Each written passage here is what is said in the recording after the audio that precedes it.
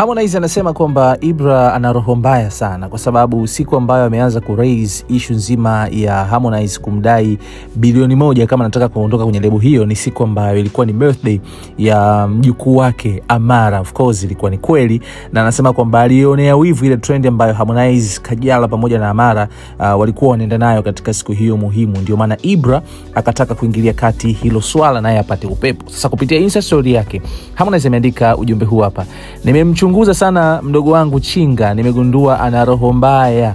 Kama sio ibilisi amempanda kichwani, maana hata siku aliyoposti na kusema namdai 1 billion ni ile siku ya birthday ya mjukuu wangu Amara. Yani mimi na kipenzi changu tuna trend, kifupi alisikia wivu, afaka emoji ya kucheka.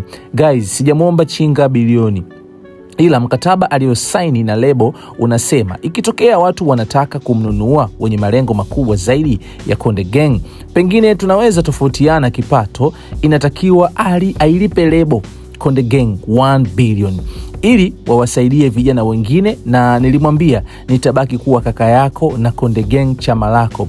This guy have to pay. Nililipa kwa kukopa, mchangieni. Melewa bana. Harmonize anasema yeye anasisitiza kwamba inabidi Ibra achangiwe iwe isiwe, kwa sababu yeye alilipa deni lake WCB kwa kukopa. Kwa hiyo ikiwezekana Ibra akope au muendelee kumchangia. Nataka nikusomee pia jana Harmonize alichokiandika kuhusiana na Ibra. Of course hii drama imeanza toka jana. Harmonize ameanza kumjibu Ibra, ambapo aliposti kwenye Insta story picha ya Ibra akaandika you have to pay the label my bro. Alafu baadaye tena Harmonize akaja akaposti posti nyingine, akasema kwamba as your brother I donate $100,000. ilikuwa alimchangia $100,000 katika mchango wa Ibra ambao anaufanya kwa sasa kupitia kwenye mitandao ya kijamii ili aweze kulipa deni hilo la 1 billion. Haya Watanzania, tumuunge mkono Chinga tufike 1 billion iliyopo kwenye mkataba. Hata mimi yalishawahi nikutaga, nikapambana nikalipa $600,000 miaka hiyo ya zamani. So namuelewa Chinga, hizi lebo ni biashara kama biashara nyingine.